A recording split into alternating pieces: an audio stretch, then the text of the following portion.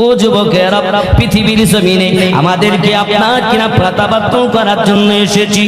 আল্লাহ পাক আল্লাহ তাআলা আমাদেরকে যখন মরণ দেয়, জাকান্দানি হয়, ও বাবাজিরা, হাদিস শরীফের মধ্যে আসছে, আল্লাহর হাবিব সাল্লাল্লাহু তাআলা আলাইহি ওয়াসাল্লাম বর্ণনা করেছেন, মানুষ যখন আপনার মৃত্যু মুখে পতিত হয় তখন সে ফেরেশতা দেখতে পায়।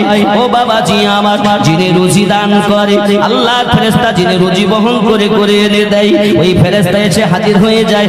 আয় আল্লাহর বান্দা বান্দি, আমি তামাম দুনিয়ার বুকে ঘুরে এলাম, তোমার জন্য একটু লুকমা রুজি পেলাম না। তখন ওই ব্যক্তির কথা বন্ধ হয়ে যায়, চতুর্দিকে শুধু ফেল ফেল ফেল ফেল করে তাকাতে থাকে। এ বাবাজি আর কথা বলতে পারে না বাবা, ওই ব্যক্তিটা শুধু এদিক ওদিকে তাকাতে থাকে। জাকান্দানি শুরু হয়, ফেরেশতা এসে বলে রুজি পেলাম না।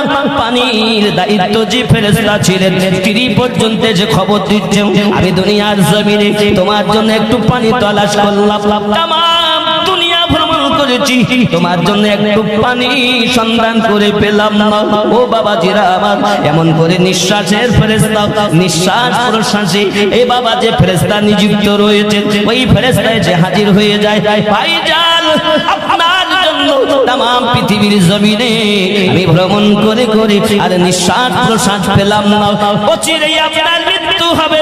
চতুর্দিকে ফেরেশতা দেখতে পায়, কথা বলতে পারে না, হা করে।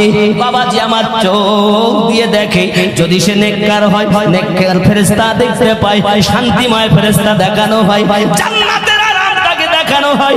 আরো যদি বদকার হয়, ওর জন্য আযাবদায়ক ফেরেশতা জাহান্নামের কষ্ট দেখানো হয়। বাবারে বিশ্বাস করে তখন, আল্লাহ আমি যদি আর একটু দুনিয়ায় থাকতাম, আমি তওবা করলাম, মাফ করুন আল্লাহ, আমাকে মাফ করুন, আমি পৃথিবীর জমিনে আরো যদি আয়ু পাই, আপনার কিঞ্চিত হুকুম অমান্য করব না।